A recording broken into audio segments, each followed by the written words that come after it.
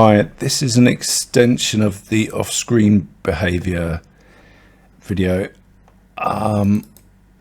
Looking at, we've had a couple of smooth scaling and smoothing speed to the off-screen data. Let's look at it. This is without.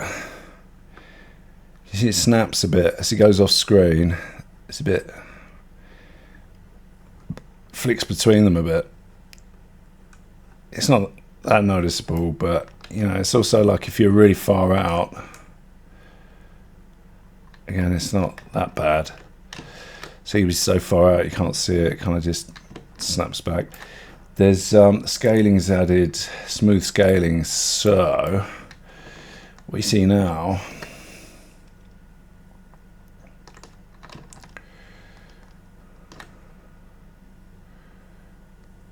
just goes off screen. It kind of smooths between the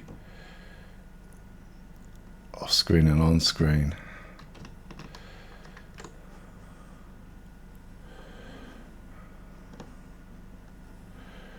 Slight, you can speed that up.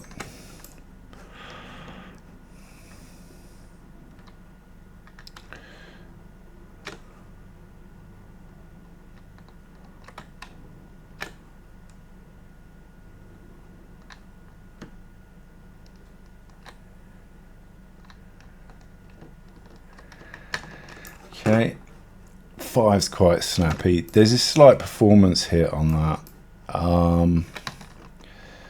So it's, you know, it's up to you what, if you mind the snapback or not. 5's almost like a snapback with a bit of smoothing. But if I had loads of objects, you might want to turn that off, but it's there if you want it.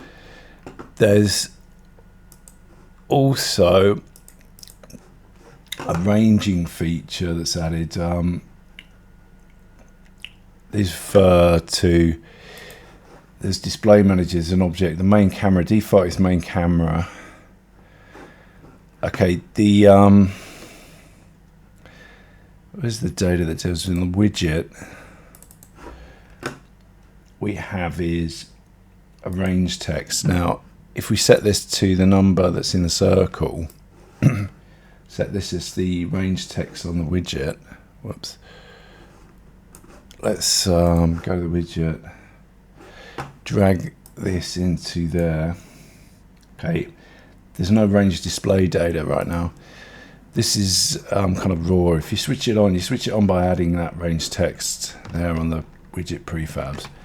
Now what you see is you approach the object.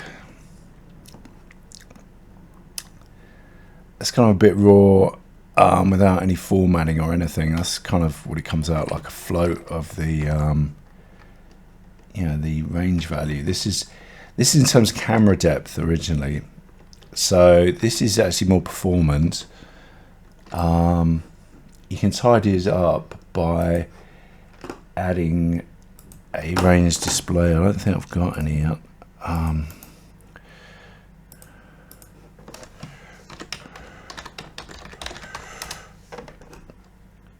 Just to add a new scriptable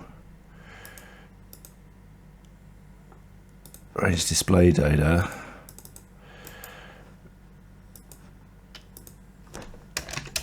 Okay, now decimal place set to 0, so let's add this to the widget.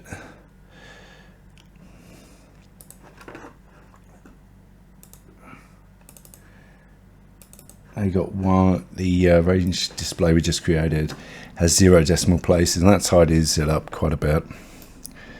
So you now it's a, you know, it's no decimal places, it's a rounded number. Notice with this camera one, it blanks as you go off screen. So there's a couple of extra things you can do. Whoops, that's the off screen data. We want the range display data for this. Let's find the object again. I could set these to not move actually. You can set it to 1 decimal place. I'm adding a postfix M meters, that kind of thing. You can have postfix like, you know, the size of your text box on the canvas affects this. So when if you're designing that, but you can put a postfix on it. And off-screen text, so it goes off screen. You can say something like NA. Can you see that?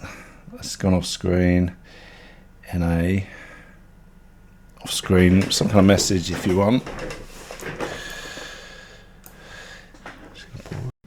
Okay, for the next way of doing it, you see, basically because this is based on the camera depth, the number, it's very similar on the display manager.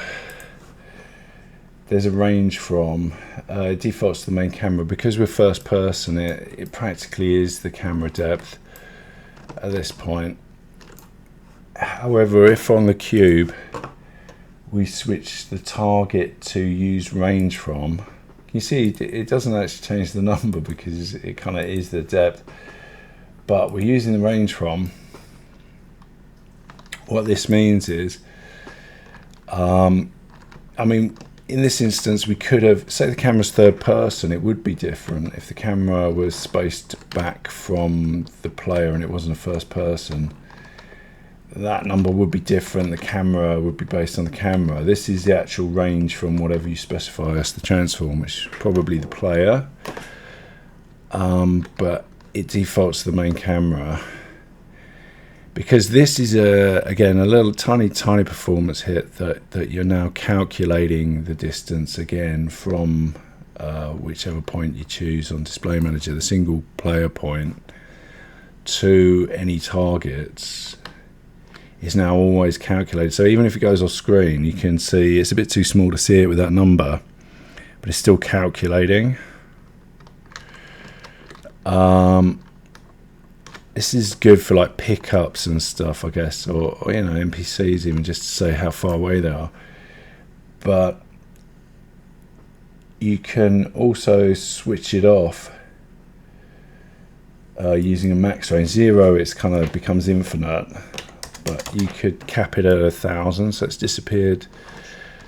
The number will disappear at 1,000. Can you see that? So we go 999, disappears.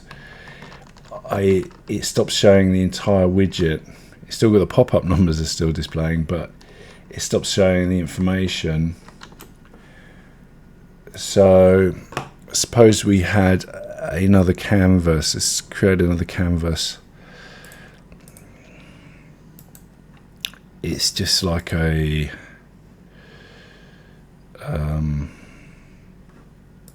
any canvas target panel. What's target panel these days? So we've got this thing, image that says hello on it. It's got text, that's quite useful.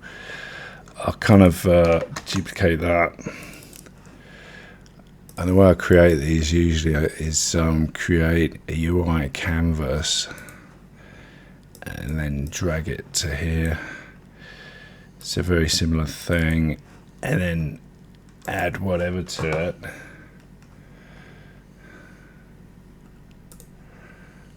Like an image or anything.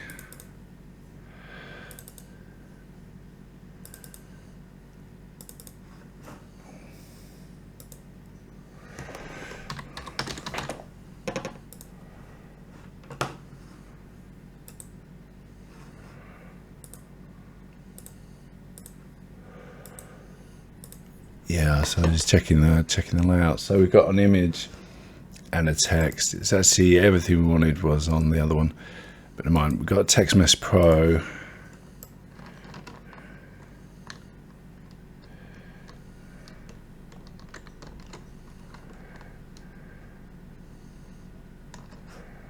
Okay, so right way around. Okay, so we've got Text Mesh Pro and our number.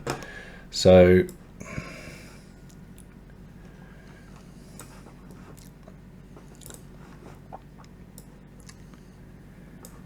we could make this image some kind of system UI sprite knob, input field.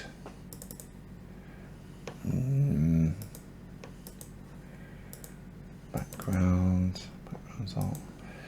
I kind of like the knob because it's round and obvious. Okay, so we've got that.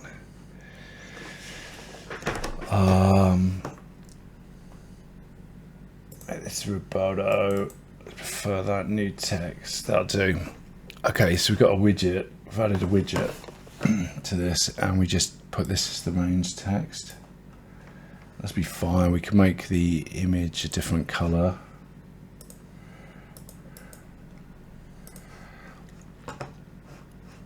Okay, and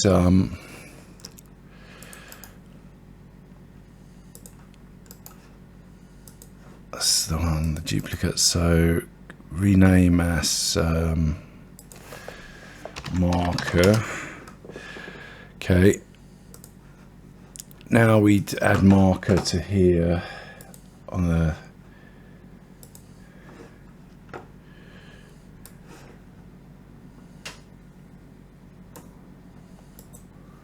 call it marker. You know, that's that name's different. That's the prefab name, but this is a string to identify it. So if we now add cubes to here, or actually, it's not even add cubes. Let's add some spheres.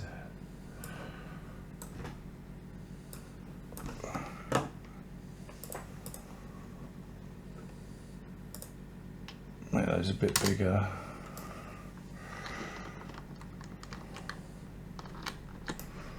Okay, add target to this sphere. Don't really need the collider. Add target. And set the widget ID as marker. Just check that worked. So that's quite easy to create.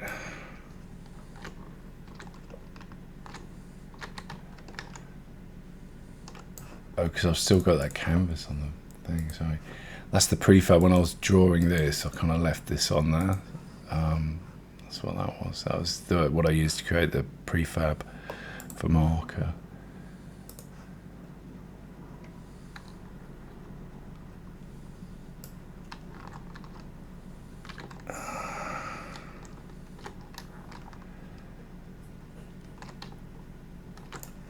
Marker's obscuring the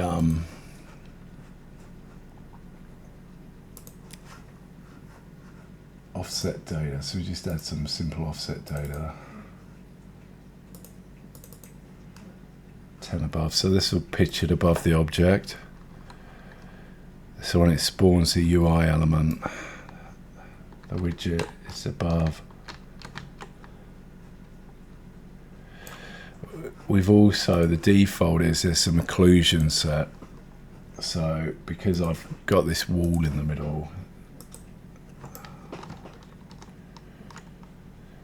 it's kind of creating an occlusion that you can't see. So all that we do to remove that is switch off dynamic occlusion. That's just because his test scene has occlusion on it. It's not, unless you've rigged that up.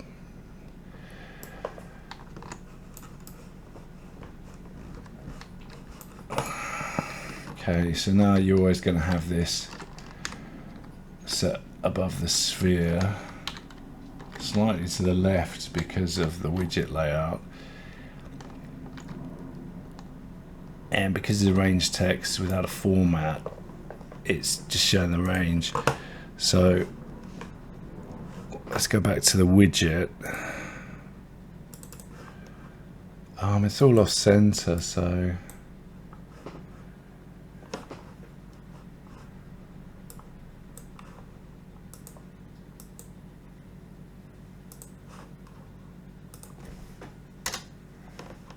that number there, get that in the middle, I'll set that there. Okay, and then the text, let's set that slightly. Oh, it's going to be more like this. It's up to you how you do this, how you design whatever, but okay, that will look a bit more directly above now.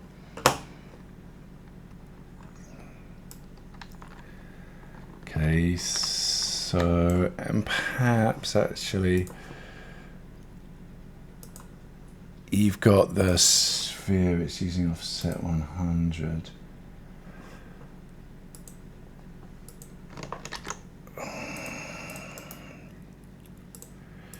Let's use this one.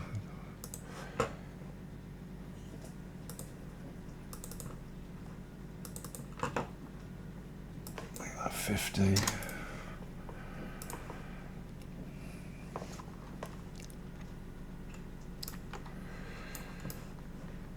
It's a bit above the spheres. You got these spheres with these huge.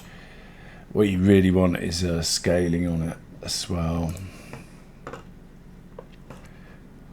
But anyway, let's duplicate. Oh, I actually put scaling on it.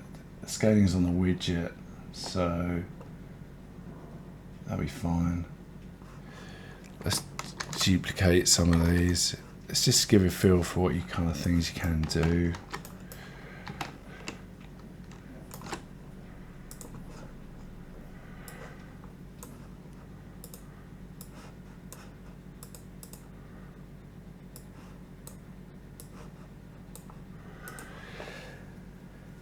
So you can think of these as kind of like stationary waypoints, and I should have actually put the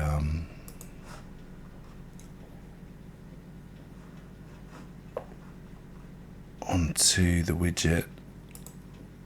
We probably want these markers to all have, it's good that these are prefabs, these would all have range display data. We use the same one, so the M number. Try it with similar scaling as is used for the moving cube. So now you get this thing like all your waypoints are like this. You know, whatever it is, your quests. One of them goes off screen. They're not rigged to go off screen. You can set that by target. We could have them all the same. We could have made this a prefab. Would have been better, actually. But, you know, it's a very similar thing to show off screen.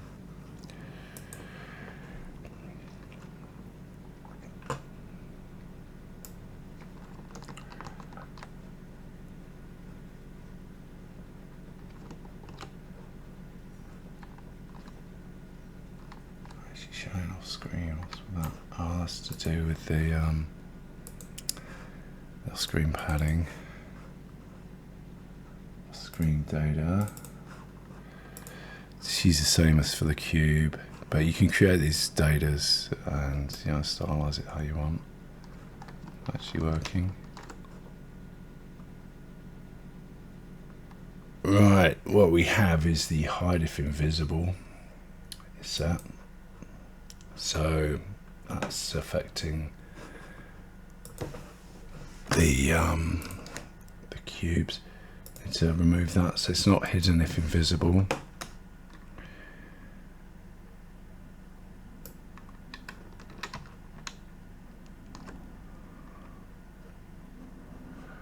So there we kind of have, you can see how waypoints, if you're off the screen,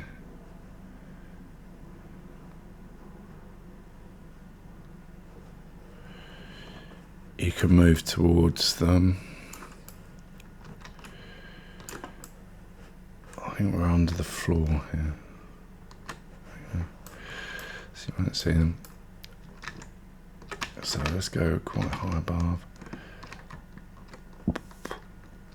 Yeah, let's see, this is how the waypoints are working. You can see them there.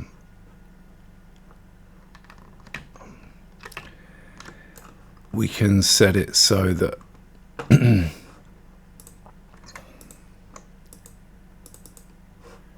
they, let's make them all use range from.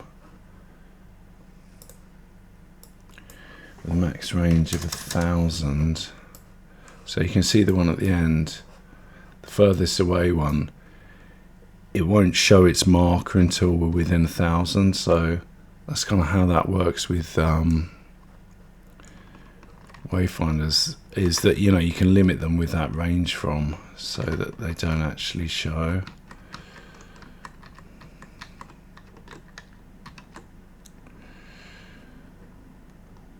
I think I'm going to rig that hide if invisible to get overridden if show off screen is being used. Oh, that's an interesting feature. I mean, what it exists for is, like, say it was behind obscured, if it's genuinely occluded, to do with the occlusion, that if we were using dynamic occlusion on these, and I'll put the wall up, can you see that these two, they're not hidden by range? Oh, they are getting hidden by range.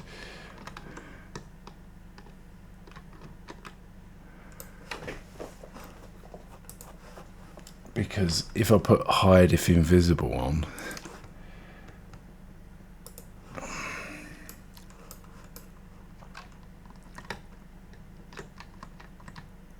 you see that's not, you got the shortfalls of the actual occlusion here. You might be noticing actual, that if the sphere is visible, that's how you can tell if the occlusion's working. That's when they become visible. That's what hide if invisible. I'll create something to handle the interaction, because what that was saying is that when they went off screen they became invisible also, but we only want occluded kind of visibility. Oh, they're not in the camera frustum. I'll see if there's a way to get that occlusion behavior where if the sphere is actually occluded, you don't see them regardless of range. But so that just going off screen is, because otherwise until you put this back on, you don't see the off screen effect. So that's something I'll look at in future. Okay, thanks for watching.